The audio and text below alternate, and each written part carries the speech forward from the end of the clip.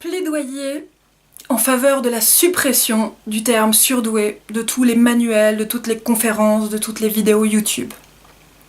Le terme surdoué fout la merde. Combien de personnes j'ai reçues au cabinet qui ont mis des années et des années avant d'assumer leurs particularités, ou ne serait-ce que de regarder, même sans les assumer, de regarder en face qu'ils ont peut-être des particularités différentes de 80% de la population, juste à cause de ce terme surdoué.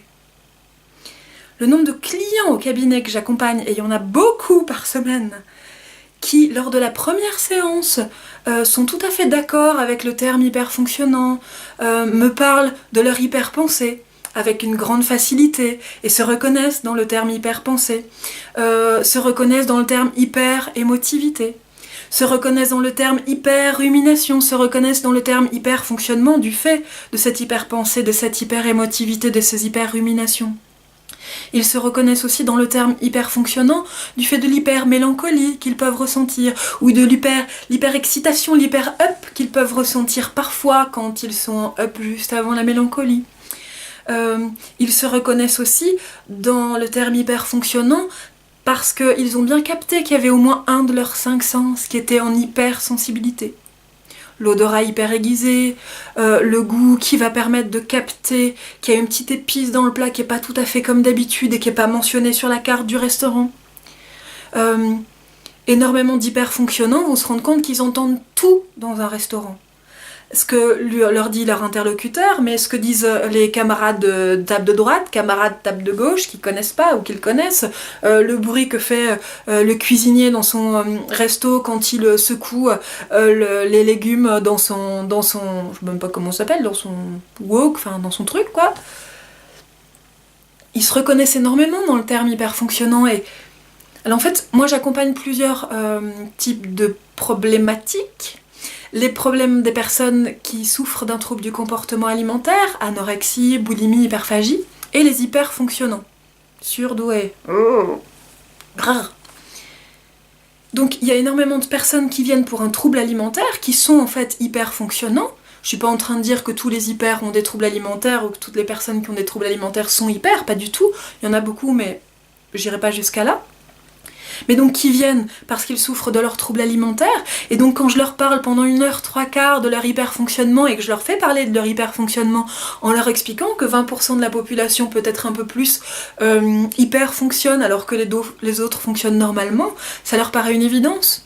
Parce que oui, eux sentent un peu plus dans le métro quand ça pue la pisse ou le vomi, alors que les autres, ils se rendent bien compte qu'ils le sentent un peu moins.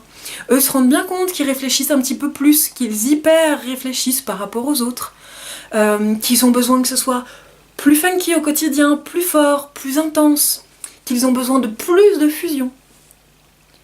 Donc hyper-pensée, ça leur parle, hyper-émotivité, ça leur parle, hyper-rumination, ça leur parle, hyper-mélancolie, ça leur parle, hyper-up et hyper-excitabilité dans les moments de up, ça leur parle, besoin d'hyper-intensité, ça leur parle, besoin d'hyper-fusion aussi, besoin d'hyper-changement, besoin d'être hyper-rassuré sur des tas de choses.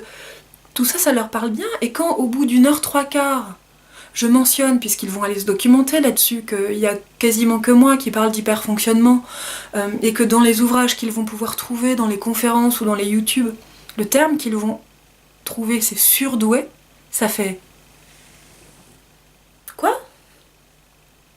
Donc je leur explique que 100% de la population a naturellement 3 dons, on pourrait en imaginer plus, mais dans les grandes familles on va dire 3 dons, penser, analyser, anticiper, réfléchir, le don de percevoir avec les 5 sens, et le don d'éprouver des émotions. Et que donc 100% de la population est douée de ces 3 capacités, alors on extrait de ça les personnes qui pour des raisons physiologiques peuvent pas accéder à ces fonctions, mais c'est un aparté, c'est à part, pardon, c'est autre chose, je sais pas comment le dire. Mais donc pour des raisons physiologiques, de quantité de connexions neuronales, de circuits par lesquels ces connexions passent, et autres, une vingtaine de pourcents à peu près, mais que le chiffre officiel c'est 3, mais que comme eux, ils sont pas au courant les autres, ou ils sentent bien mais ils ont pas mis d'étiquette dessus, la personne hyper pense, utilise le don de la pensée, hyper perçoivent avec leurs émotions, utilise le don de la perception, Et vous avez compris, sur utilise le don d'éprouver des émotions, et que donc pour cette raison-là, et très maladroitement, les gens appellent ça surdoué, parce qu'ils surutilisent les dons que tout le monde a. Quand je leur annonce ça à la fin, ça passe un peu, mais ça fait mal ce terme, ça irrite. Pour un hyper fonctionnant, le terme surdoué irrite autant que les étiquettes derrière. C'est insupportable. Surdoué. Alors, une personne qui va être diagnostiquée surdouée, si elle a la chance, je mets plein de guillemets et je fais très attention à ce que je dis, je mesure mes propos, mais vous verrez dans quel sens je le dis, vous entendrez dans quel sens je le dis juste après. Si cette personne a la chance d'être entourée d'hyperfonctionnants et de surdoués même qui s'ignorent, ils vont être tout à fait capables d'entendre qu'elle est surdouée, eux vont trouver ça totalement normal, ils l'avaient déjà repéré depuis bien longtemps, et ça passe.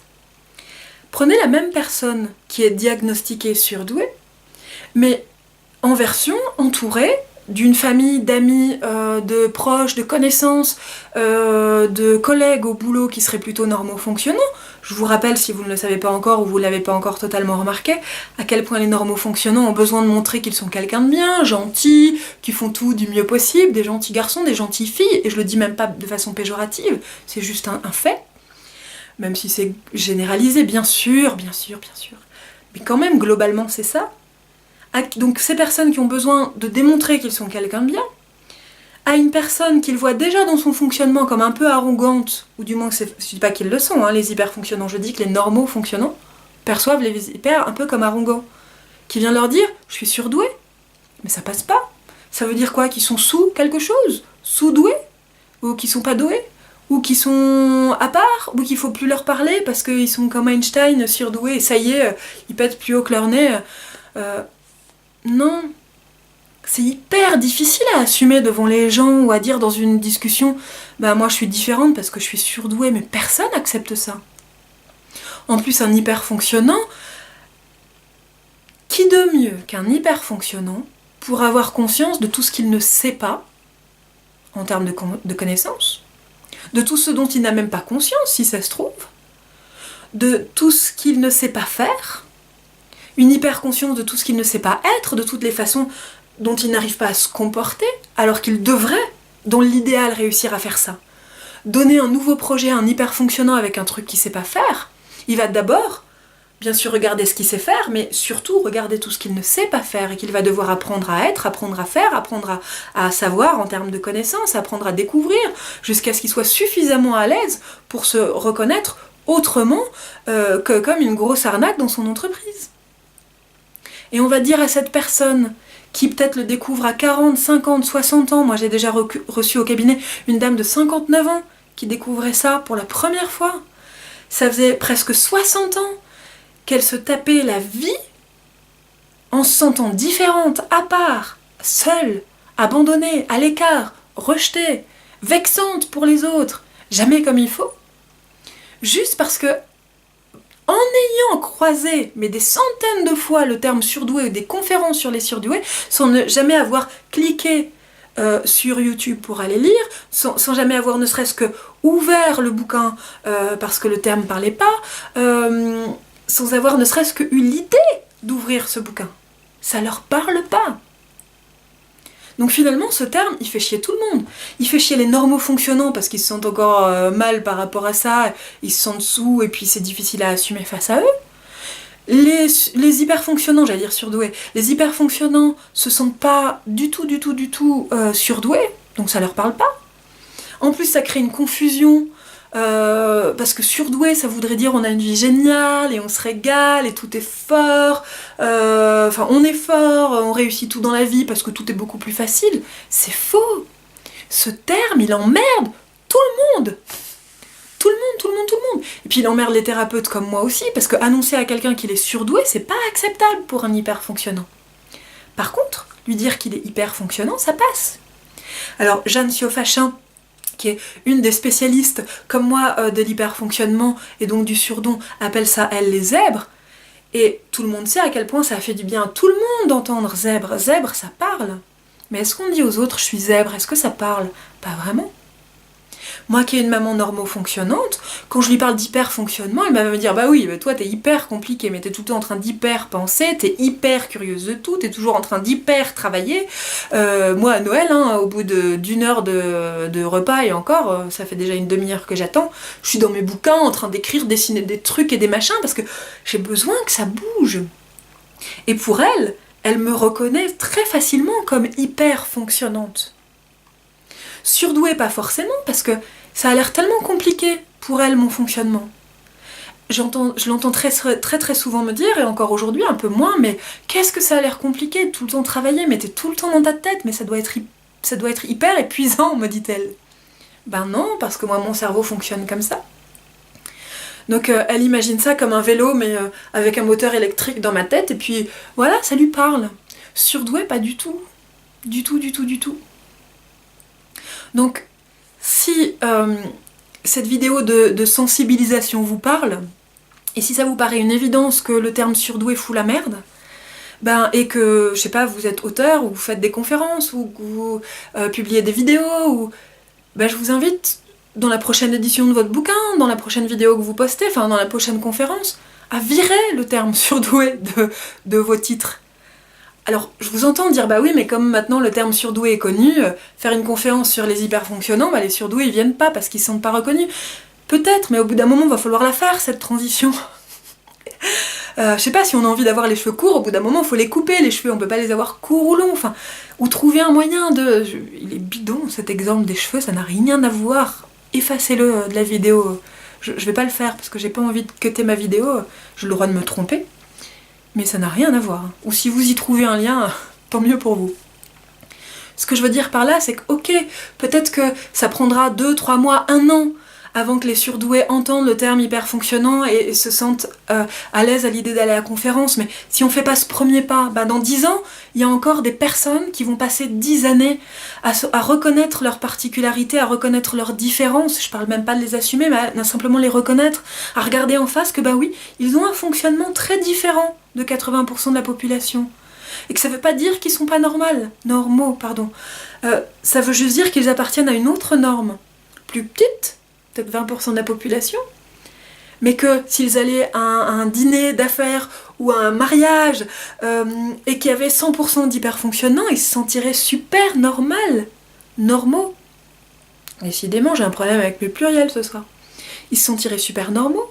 Prenez une personne, mettez-la dans un mariage d'hyperfonctionnants, elle se sent d'une banalité absolue. Donc, virez de vos premières de couve et de l'intérieur de vos bouquins, je vous en supplie, ce terme de surdoué. Non, arrêtez.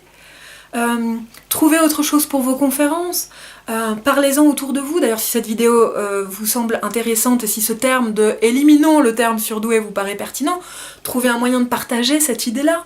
Partagez ma vidéo, c'est chouette si vous le faites, mais vous avez 12 milliards d'autres moyens de le faire.